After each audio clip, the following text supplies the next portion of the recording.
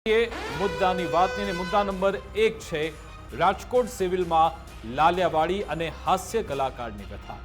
Rajkot civil hospital કે જ્યાં ગરીબ અને મધ્યમ વર્ગના લોકો પહોંચે છે અને ત્યાં તેમની સાથે કેવું વર્તન થાય છે સૌ કોઈ જાણે છે। જ્યારે પણ તમે ત્યાં જાઓ છો પહેલા તો તમને ત્યાં કેસ કઢાવવા માટે તમારે ત્યાં લાઇનમાં ઉભા રહી જવાનું, તમે ખાસો એવો સમય ત્યાં વિતાવો, ત્યારબાદ તમારો નંબર આવે છે, પછી ડોક્ટર માટે રાહ જોવાની, પછી એ રિપોર્ટ માટે રાહ જોવાની, દવા માટે રાહ જોવાની, એમાં ને એમાં આખો દિવસ જતો રહે। સમય તો જાય છે, સાથે સાથે લોકોને હળદૂત કરવામાં આવે છે, લોકોની સાથે ખરાબ વ્યવહાર કરવામાં આવે છે અને આવો જ ખરાબ વ્યવહાર, આવું જ ખરાબ વર્તન કરવામાં આવ્યું હાસ્ય કલાકાર એવા હકુબા ગઢવી સાથે। એ પણ આજે રાજકોટ સિવિલ પહોંચ્યા હતા અને જ્યારે તેમના સ્વજનની સારવાર જોઈતી હતી તેમને સ્વજનની સારવાર તો ન થઈ, પરંતુ લુખ્ખાગીરી થઈ રહી છે તેવો ગંભીર આરોપ પણ હાસ્ય કલાકાર હકુબા ગઢવીએ લગાવ્યો છે। તેમણે કહ્યું કે દર્દીઓ સાથે લુખ્ખાગીરી જેવું વર્તન થઈ રહ્યું છે। આરોગ્ય મંત્રી રાજકોટ સિવિલમાં ધ્યાન આપો તેવી ટકોર પણ હકાબાએ કરી છે। તેમણે કહ્યું કે મંત્રીનું પણ નથી સાંભળતું આ સિવિલ તંત્ર, ડોક્ટર મોડા પણ આવે છે, દર્દીને પરેશાન કરે છે, સરકારની છબી ખરડાઈ રહી છે તેવું હકાબાએ કહ્યું છે। સવાલ એ છે કે સામાન્ય હોય કે પછી આમાં કોઈ જાણીતા વ્યક્તિ હોય, અસામાન્ય વ્યક્તિ હોય, તો શું એમાં જે દર્દીઓ છે તેમની યોગ્ય સારવાર ન થવી જોઈએ? તેમનું કામ છે, સિવિલ હોસ્પિટલ તંત્રનું કામ જ એ છે કે જે પણ દર્દી આવે છે તેમને સમયસર સારવાર મળવી જોઈએ અને એક સારો વ્યવહાર કરવો જોઈએ। છતાં પણ કેવી અહીંયા સ્થિતિ હોય છે રાજકોટમાં એ આકાબાએ બતાવી દીધી। બિલકુલ, આમાં વિકાસ આ એપિસોડ છે, એક પછી એક એપિસોડ રિલીઝ થાય છે। રાજકોટ સિવિલની અંદર જે નિંભર તંત્ર છે, જે ખાડે ગયેલું તંત્ર છે, મને દર વખતે આશ્ચર્ય એ વાતનું થાય છે કે જ્યારે પણ રાજકોટ સિવિલની ખામીઓ પાપ છાપરે ચડીને પોકારે ત્યારે વળી ધારાસભ્ય તરત આવી જાય છે, દર્શિતાબેન તરત આમ બચાવ કરવા આવી જાય છે કે ના ના આમ નથી, આમ છે। હમણાં જ ઇન્જેક્શનની કમીનો મામલો આવ્યો હતો, ઉંદરો ફરવાનો મામલો આવ્યો હતો, એક નહીં અનેક અહેવાલોમાં તમે જોવા જાઓ ને તો રાજકોટ સિવિલની અંદર કોઈને કોઈ લાલિયાવાડી ચાલતી જ હોય છે અને લાલિયાવાડીના દ્રાક્ષિક પુરાવા હોય છે, વિઝ્યુઅલ્સ હોય છે, એના એમને નથી હોતું, વાતો નથી હોતી, ન માત્ર કોઈના આરોપ હોય છે, દ્રશ્યો સાથે જ્યારે પુરાવા હોય છે છતાં પણ રાજકોટ સિવિલ હોસ્પિટલનું નિંભર તંત્ર ઊંઘ્યા કરે છે, દર વખતે બચાવ કરે છે, લૂલો બચાવ કરે છે, પણ હકીકત શું થાય છે?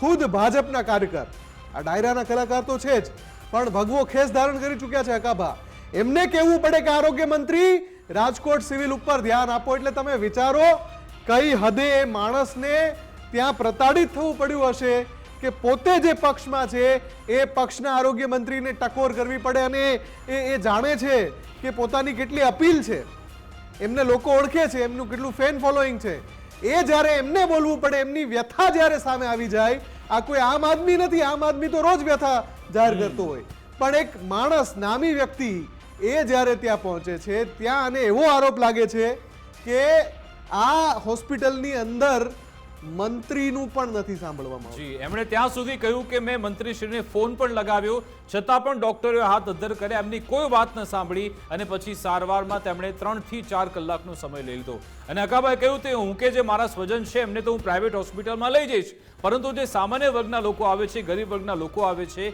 એ ક્યાં જશે? એમને તો અહીંયા મજબૂરીમાં અહીંયા સારવાર કરાવવી પડશે, એટલે આમાં જે લોકો કડસતા રહેશે આ વ્યવસ્થા બદલાવી જરૂરી છે। અને એકવાર સાંભળી લઈએ, બિલકુલ આમાં જે બધી બાબતો છે એમાં હોસ્પિટલ તંત્રે સ્વીકાર કરવાનો હોય કે ભાઈ ચલો મારી જે બેદરકારી છે, ભૂલ છે, અમે એને આગામી સમયમાં નહીં કરીએ, છતાં પણ એ લોકો ચોરી પર સીનાચોરી કરે છે એ તો આપણે વાત કરીશું, પરંતુ જે હકુબા ગઢવીએ જે આરોપ લગાવ્યો છે તેમણે શું નિવેદન આપ્યું એ સાંભળી લઈએ।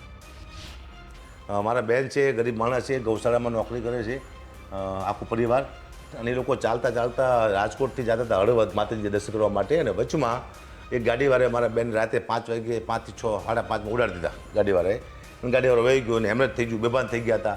અમે લઈ ગયા સીધા, એ લોકો લઈ ગયા મોરબી સિવિલમાં, એટલે કીધું કે અહીંયા નહીં તમે રાજકોટ સિવિલમાં લઈ જાઓ ફટાફટ, અહીંયા કલાક 2 કલાક અહીંયા બેગડા, ટાંકા બાકા લીધા, લોહી નીકળી ગયું જાજુ એવું, પછી સીધા સિવિલ હોસ્પિટલમાં રાજકોટ આવ્યા। હું અહીંયા પગી ગયો, પણ સાહેબ એટલું ખરાબ અનુભવ મને સિવિલ હોસ્પિટલનો થયો છે, હું આપ સૌને કહું છું, સરકાર પૂરું ધ્યાન આપે છે પણ અંદર હોસ્પિટલવાળા કોઈ ડૉક્ટર ધ્યાન ના આપતા, સરકાર પૂરી દવા આપે છે, હોસ્પિટલવાળા નથી આપતા, તમામ ડૉક્ટરોની સુવિધા છે, જેટલી પ્રાઇવેટમાં ન એટલી સિવિલમાં હોસ્પિટલમાં સુવિધા આવ્યું છે, પણ કોઈએ ધ્યાન આપ્યું નથી। સાહેબ 5 કલાકે સિટી સ્કેન થયું છે મારા બેનનું, 5 કલાકમાં માણસ મરી જાય, લાઈન હતી આમ 10-12 જણાની ખાટલાની, આપ સીસીટીવી કેમેરા છે, આપ જોઈ શકો છો અહીંયા જઈને તમે, લાઈ હતી આમ.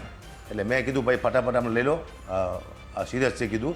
તો એ લુખો વાત કરતો, મેં ડૉક્ટર મારી સાથે વાત કરતો કે વારો આવે ત્યારે આવે, બાકી ન આવે તો બે જાવ શાંતિથી ગઈ. કીધું ભાઈ હું હકાબા ગઢવી છું, કલાકાર છું, તું મારે આવું વર્તન ભાઈ તમે ડૉક્ટર સાહેબ આવું કરો છો તો નાના માણસ શું થતું છે અહીંયા? હું એ વિચાર કરું છું નાના માણસ તમે શું જવાબ આપતા છો અહીંયા? અને સાહેબ મેં એમ કીધું, હું એમને કીધું તમે મારો વાળો પહેલાં લઈ લો એમ, પણ આમાં સિરિયસ કોણ છે એ તમે જરા જો, એને તમે પહેલાં લો. કોઈ નહીં, 5 કલાકે સિટી સ્કેન થયું, 3 કલાકે તો ડૉક્ટર આવે છે. ડૉક્ટર મગજનો ડૉક્ટર હોય ને એ 3 કલાકે આવે છે. એટલે સરકારને કહું છું, હું અહીંથી આરોગ્ય મંત્રીને પણ કહું છું કે આપ ચોક્કસ ધ્યાન આપજો સિવિલ હોસ્પિટલમાં રાજકોટની, જેની માટે ગરીબ માણસો નભે છે. એવું હોય તો તમે તમારો કોઈ માણસ મોકલો, ગરીબ નાનો કોઈ વ્યક્તિ, ત્યાં કેવી સર્વિસ મળે તમને ખબર પડે ત્યાં. તો આ જે આપવીતી છે એ ખુદ હકાભા ગઢવીની પોતાની આપવીતી છે, જે પોતે વર્ણવી રહ્યા હતા કે પોતાની સાથે કેવું વર્તન થયું. એક જાણીતો ચહેરો, એક ડાયરાના કલાકાર, એની સાથે કેવું વર્તન થયું. તમે વિચારો, એક આમ માણસ કે જેને સિવિલમાં જવાની જરૂર પડે છે, એક આમ દર્દી, એની સાથે આ ખદડું તંત્ર, રાજકોટ સિવિલ હોસ્પિટલનું ખદડું તંત્ર. અને એટલા માટે કે વારંવાર તમારી વિરુદ્ધ પુરાવા છે અને દર વખતે તમને એક આદત પડી છે. આજે પણ જ્યારે આ હકાભાઈ આરોપ લગાવ્યો, એમને શોખ તો નહોતો થતો કે રાજકોટ સિવિલ હોસ્પિટલ પાસેથી એમને કશું લેવાનું તો હતું નહીં. એમના પરિવારની અંદર એક અકસ્માતનો બનાવ છે. એ બનાવ બન્યા પછી એમની સાથે જે છે આપવીતી આપણે સંભળાવી. અને રાજકોટ સિવિલ હોસ્પિટલ શું કહે છે? રાજકોટ સિવિલ હોસ્પિટલ કહે છે કે આ આરોપ પાયા વિહોણા છે. હોસ્પિટલ તરફથી જે જવાબ આપવામાં આવ્યો, એમણે હકાભા ગઢવીના આરોપને ફગાવી દીધા. ત્યાંના જે તબીબ છે હિરલ હાપાણી, એમણે કહ્યું કે અન્ય દર્દીઓનું સીટી સ્કેન ચાલી રહ્યું હતું. એમણે કોઈ સમય પણ આપ્યો અને એમણે એવું પણ કહ્યું કે દર્દીને માત્ર 20 થી 25 મિનિટની રાહ જોવી પડી હતી. હવે જો 20 થી 25 મિનિટની રાહ જોવી પડી હોય તો આટલા કલાકો લાગ્યા એવું હકાભા કઈ રીતે કહી રહ્યા હોય? અને જો કોઈ પણ હોસ્પિટલમાં જાઓ, ત્યાં કોઈ પ્રોસિજર ચાલી રહી છે કોઈની, તો કોઈ વ્યક્તિ એમ તો ના જ કે આની પ્રોસિજર અટકાવીને મારી કરી નાખો વચ્ચે. એટલે કોઈ રીઝન તો હશે, તમે તમારો બચાવ કરો એ બરાબર છે, પણ અહીંયા ક્યાંક ને ક્યાંક કાચું કપાઈ રહ્યું છે.